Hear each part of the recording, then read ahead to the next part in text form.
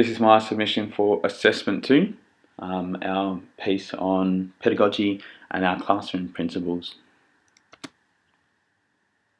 So throughout this presentation we're going to go through my pedagogical stance, theoretical models, my principles, professional standards of teachers, routines, rituals, conduct and consequences. First off, we'll go to my pedagogical stance. So my stance is still in evolution, and I want to continue to grow as a person and grow as a teacher throughout the remainder of this course, and also when I complete the course and get a position as a graduate teacher, and keep evolving my knowledge. It's quite new, my knowledge, and I've only really applied the things that I've learned and the theories that I've read about to later years students. So as I progress and teach the middle years and teach the early years, my stance is going to change. It's going to need to change, and it's going to need to evolve as well. So my upbringing's had a lot of influence in my pedagogical stance at the moment.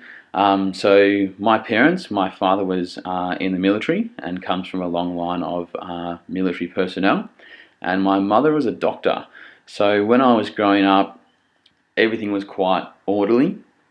There was a huge amount of discipline and physical punishment if we didn't do the right thing. It was a very autocratic style. What my parents said was the way it happened, regardless of my thoughts and feelings on that. It was quite a strict upbringing, and there were lots of consequences for not conforming to the way my parents wanted to do things. So I guess for me with that, that's what I took away when I started to become a professional and I started my my working life. So I started as a swimming teacher, and then I started doing tourist guiding and eventually exercise classes, which is what I do now. A lot of those roles, it's quite transmissive in the way that it's taught. So I front load people, give them the information they need, and then get them to do the tasks that are required. In the particular roles that I have, especially in teaching exercise classes, they're all pre-planned. People come, I tell them what to do, and then they leave, and that's the way that they run at the facility that I'm working at the moment. A lot of my work that I've done currently is quite adult focused, so I'm a lot more comfortable working with adults than I am with younger people, and I'm hoping that'll change, and I'm hoping as I gain experience that will change as well. I'm used to being the person in charge. I'm used to saying what is going to happen and having people follow my rules. Management roles, I've been in management since I was 18, working at various recreational facilities. And I've always been middle management, so everything that I've done has been told to me by someone in higher management, and then I relay that to my staff. So what does that mean for me? Originally, when I started out, I was focused on being the person up the front, telling people what to do, my way or the highway kind of thing, and I've learned through the theoretical research that that's not the kind of person that I want to be, and I am putting in steps to change this. In my last placement I did that as well. So I'm trying to make my classroom less about me and more about you, you the student, you the learner, so that we can both gain what we need to gain. I want to make it more about respect and equality. So again, less about me being the teacher up the front and doing what I'm doing, and more engaging with the students and with the learners on an equal level, and respecting that they might have ideas and opinions that differ to mine, and just because they are different doesn't mean they're incorrect. The sharing of ideas, again, like I said, I'm very used to being up the front, so I want to share opinions, and I want my students to share their opinions with me, whether they think they can do things a different way, whether they have a different strategy to get to the same answer. And I really want to foster that community aspect of a learning environment, that everyone is there to learn And whilst I might be more of the mentor and more of the leader, getting things from my students, so learning how they learn as well as them getting through the content material. Theoretical models. The theoretical models, particularly of Dreyfus and Cantor, have, I guess, been the most influential in the way that I'm teaching now, my pedagogical approach, and that is because of my upbringing and the kind of person that I was and the kind of person that I want to become, the kind of teacher that I really want to be. So Cantor and Cantor, their main concepts is that the teacher is in charge. The teacher is there to teach, the student is there to learn, and that's the way it's going to happen. Quite an authoritarian approach to education. Quite an old style, quite a classic style of teaching where, the room might be centered to the front or facing towards a board, and students are in rows, told where to sit, and they're expected to be quiet, and that maintains the control over the students. They're expected to work independently, and if they conform to the rules, then they're rewarded for conforming, and if they don't, then they get punished for that behaviour that's seen as negative.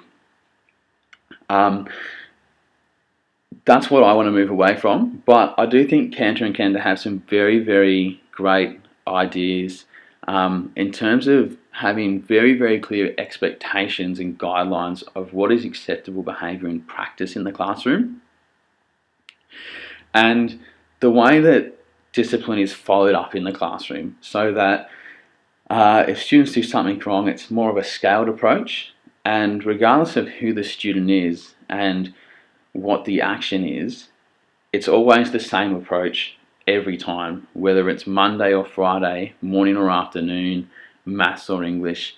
It's always going to be the same sort of follow through.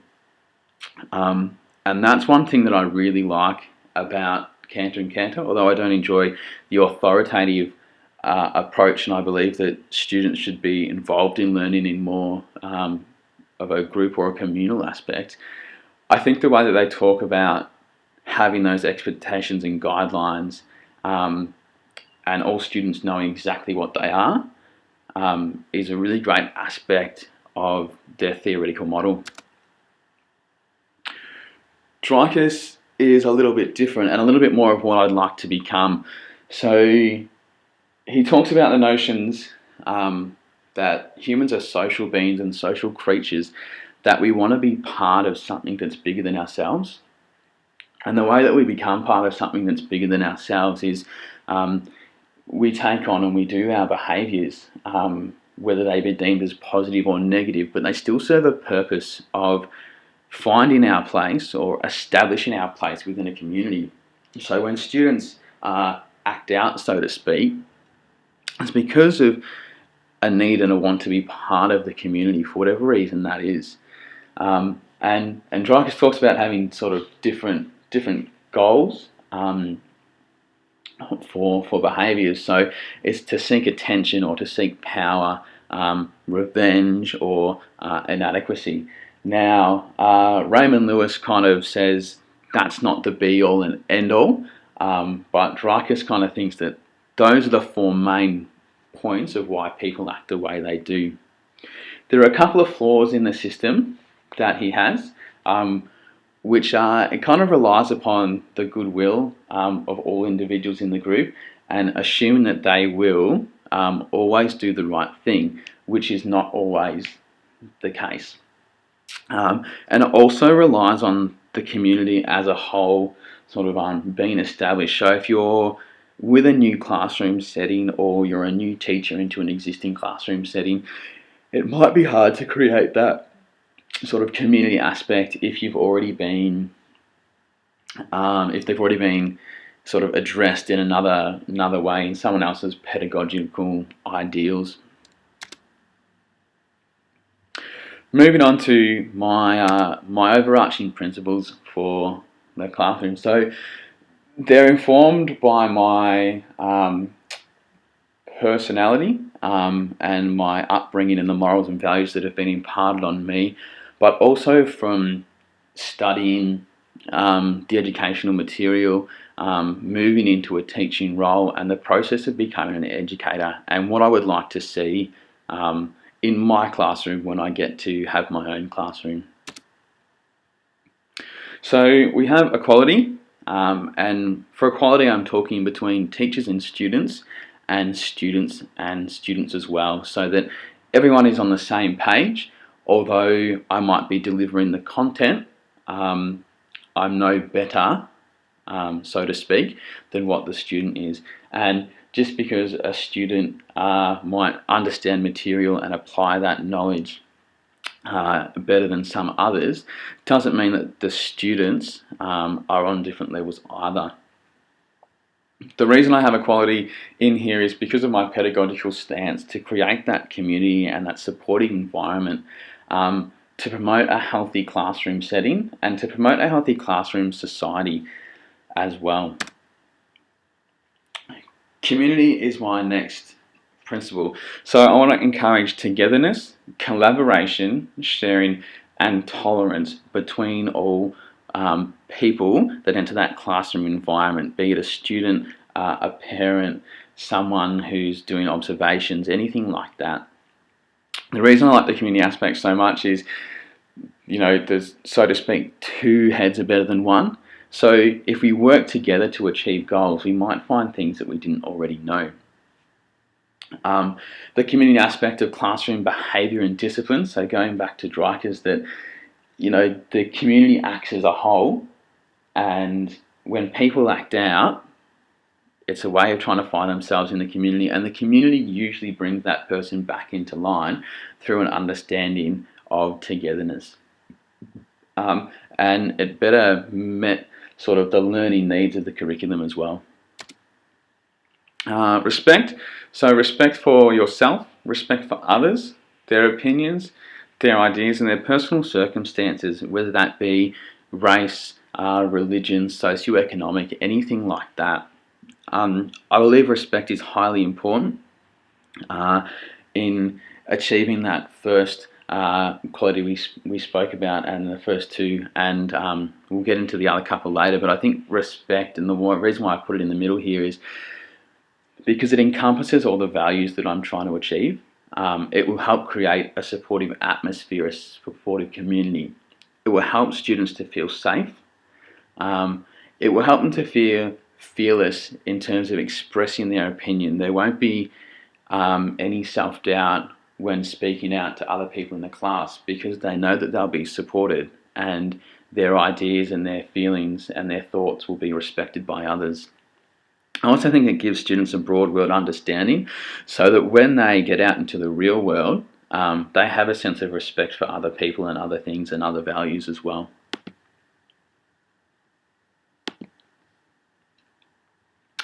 Honesty, honesty yourself, honesty to others, honesty in the class, and honesty around the school as well.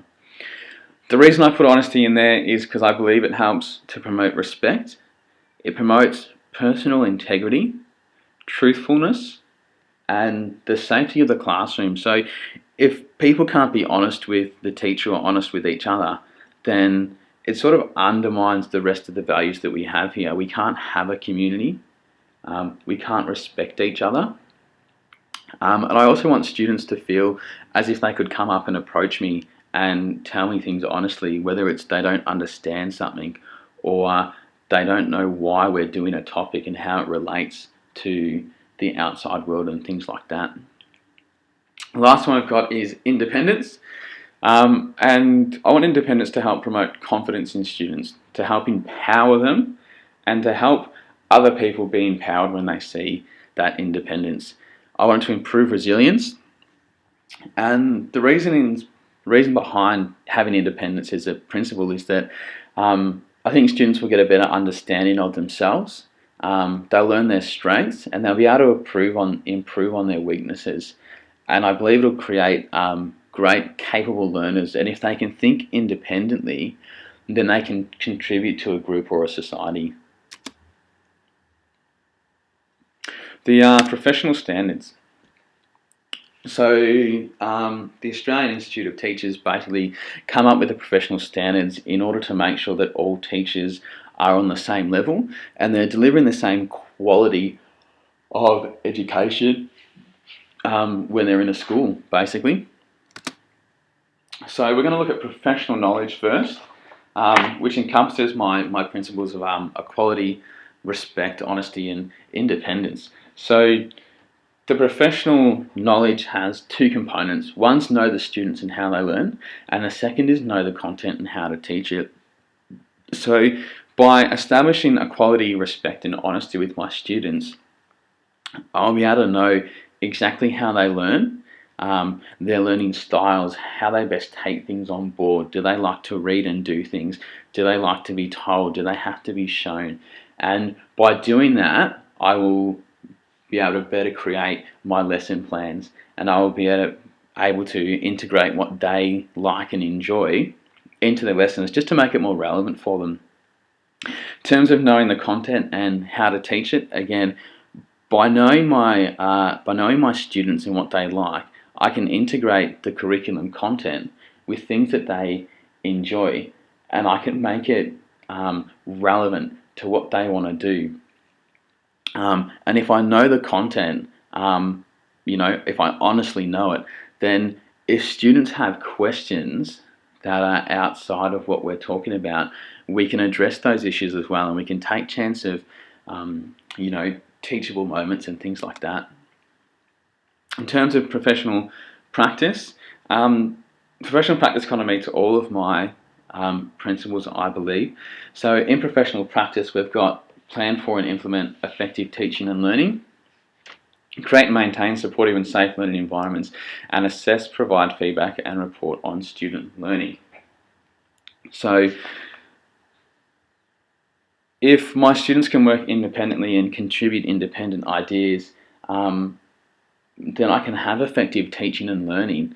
And if they respect each other in the community and we're all equals, then we can talk about it and we can set goals that are achievable, and we can set challenges and meet them. And we can use different resources and different styles of teaching, different methods, collaboration, questioning, and all those things by upholding the values in the classroom. With create and maintain supportive and learning environment, if my students are honest with me and they can come up and I'm approachable, then we can make sure that their learning environment is safe. We can make sure that they are supported. If we have a community and they're struggling, we have that respect between each other that their peers might be able to help them out as well. And if we work together, we can engage students more readily. The ones that aren't contributing can get sort of spurred on by those that are.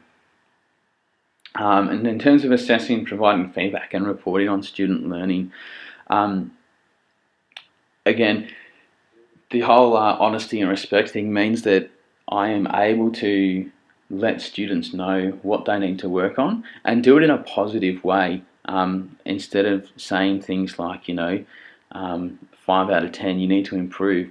I can say, look, I can really see that you're working hard and you're trying to understand this. And we can put a more positive spin on it. And then by giving feedback to the students that is honest and that is respectful, they will help grow as a person and become more independent, and their confidence will boost, and they will then contribute more to their community as well.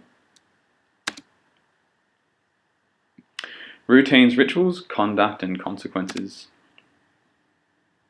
So the following elements have been made up from my overarching principles. Like I said earlier, most of my experience has been with older years, later years students. So I'm still learning about routines, rituals, and all those things. And as I progress, my ideas and my notions of these are going to change as well as I learn new theories, as I learn new models too.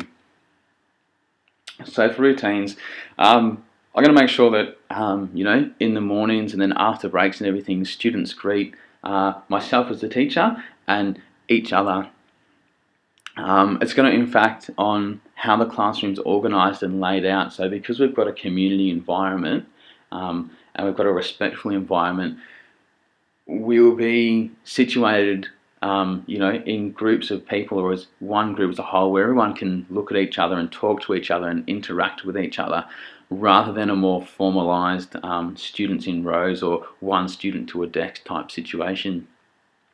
Things will be out in the open. We have honesty and we have integrity and we have respect, so we won't need to lock things up. It will be out there for students to use, equipment and things like that, and they'll be able to get that and access that at any time, and that includes accessing the classroom during recess and lunch if they need to as well. Students will also be able to go to the toilet to get a drink, to go get something from their bag, because the trust will be there that they're doing the right thing. For rituals, like I said before, coming together as a group and as a whole in the morning, after breaks such as recess and lunch, and before the end of the day as well. Having those regular group discussions, so when a lesson is going to start, before starting it, having everyone come together as a whole, whether that be physically getting up and moving or just packing everything away and talking and addressing the group as one. And also, the giving of rewards for effort. So rather than good behaviour, I want to promote the use of effort and trying. So if you do your best, then you will get rewarded, not just because you're sitting there patiently doing the right thing. For conduct, conduct yourself highly in verbal interactions and physical interactions. Respect other people and their thoughts. Use appropriate language and don't invade the personal space of others either.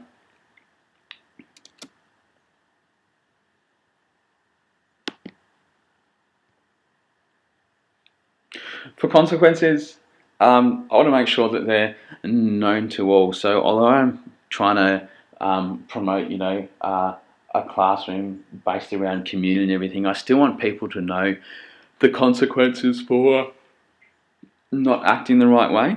And I want to have them publicly displayed, so something like a class set of rules based around our values and principles, making sure that they're consistent. So no matter what class, no matter what student, if they do act inappropriately, then they're all treated the same way for that same indiscretion. And just rewarding effort, making sure that students, want to work hard and they understand that by working hard they do get positively rewarded, whether that be, verbal praise or letters to parents or recognition in front of the class. I just want to make sure that students know that if they do really try the best that they can, then they will get rewarded for their effort. And that concludes my assessment to presentation. Thanks for watching.